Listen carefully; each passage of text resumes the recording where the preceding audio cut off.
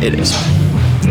Wrapping up Apple and Pork 2025 from the C.H. Moore Homestead and DeWitt County Museum in Clinton, Seth Lawrence. And with us today is Clinton Police Chief Ben Lowers as we wrap up another Apple and Pork Festival weekend. Chief, how was your festival? We've had a fantastic festival both days. I mean, from the setup on Friday, both yesterday and near record crowd yesterday. A little lighter crowd today.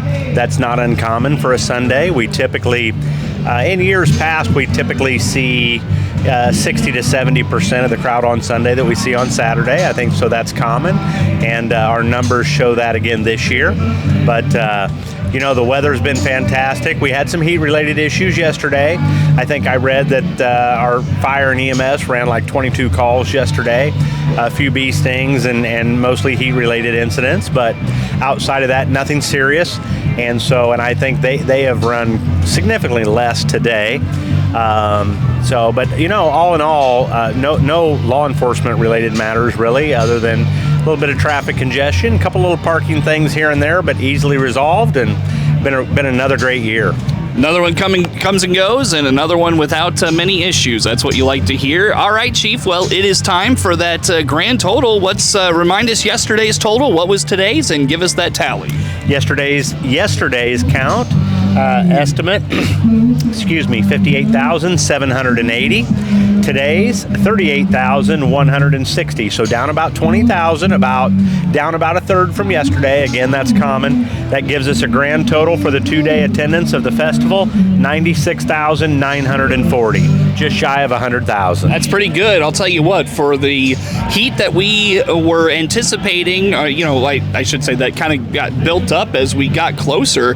I was surprised by the crowd yesterday with that heat in mind, and then it felt like today was a little bit slower for sure, but still, I still felt like it was a solid crowd. It was, absolutely. And again, that's kind of common.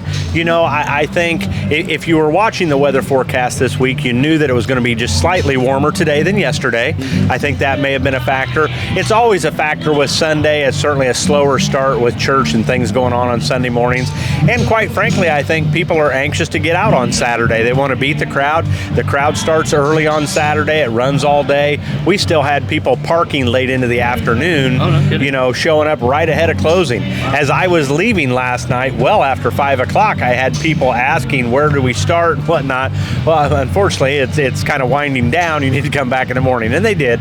But nonetheless, a great crowd. I spent a good part of the morning walking around talking to our local vendors here, the booths on the grounds, the different civic organizations, the YMCA, the boys clubs, sports clubs, things like that. And by that you mean you were eating what they offer. You know what? I'm gonna tell on myself, Seth. Yesterday I did so good. I've tried to behave and watch what I'm eating. I just had a couple things. I blew it so far out of the water today because you always ask me, so what's your go-to? Well, I'll tell you what, my go-to was starting down here, and I worked my way just all the way around. So, you know what? I felt guilty that I wasn't able to provide a good, accurate depiction of what there is to eat on the grounds. I've had a pork sandwich. I've had fritters. I've had the cider float, the caramel apples, some apple cake, I believe it was. I've hit them all today. You've had it all. I've done very well, and I don't mean to brag, but I'm pretty good at it. No doubt. Well, Chief, I asked Joey the same question just a minute ago. For the police department, another one's come and gone, and when do you start doing that prep work for the next year, and maybe what goes into that a little bit? You know what? It's funny you mention that because I actually have in my calendar tomorrow to reach out to one of the members of the Homestead, the Museum Association here, because there's been talk about the trams. Now I understand, the future of the tram system, and so I've gotten my notes that we want to reach out and talk about that right away. So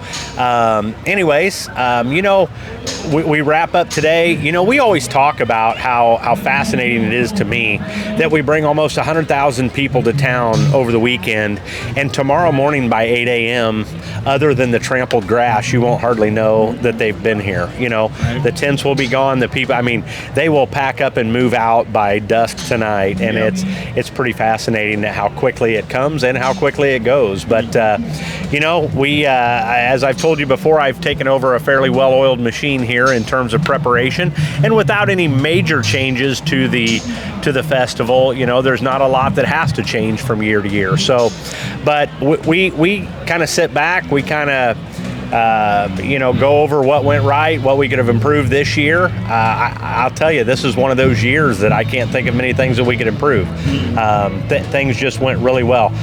This year to date so far, we've probably had fewer issues than I can remember, and yet a near record crowd. I believe what I have down as our record crowd was probably in 2022, and I kind of credit that to, we had wonderful weather that year and we were right out of COVID. Mm-hmm. People were anxious to get out and do things, and I think our attendance that year breached just over 100,000. Mm-hmm. We're just under that this year. And again, yesterday, I don't recall, even in 2022, I don't recall a period of time that I saw it so congested from one end of this complex to the other with people. And I'll tell you one thing I wanted to make note of is it is impressive how well you get people in, get them out. The roads do get congested, but I had to go through town yesterday, and it was middle of the day, and it wasn't bad at all. Yeah, no, and again, while we mention that, I have to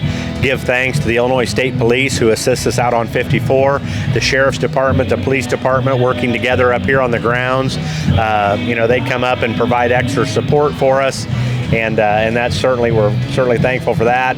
The DeWitt County EMS system, Clinton Fire Department, everybody working together, our local emergency management agency, and Will with the EMA office.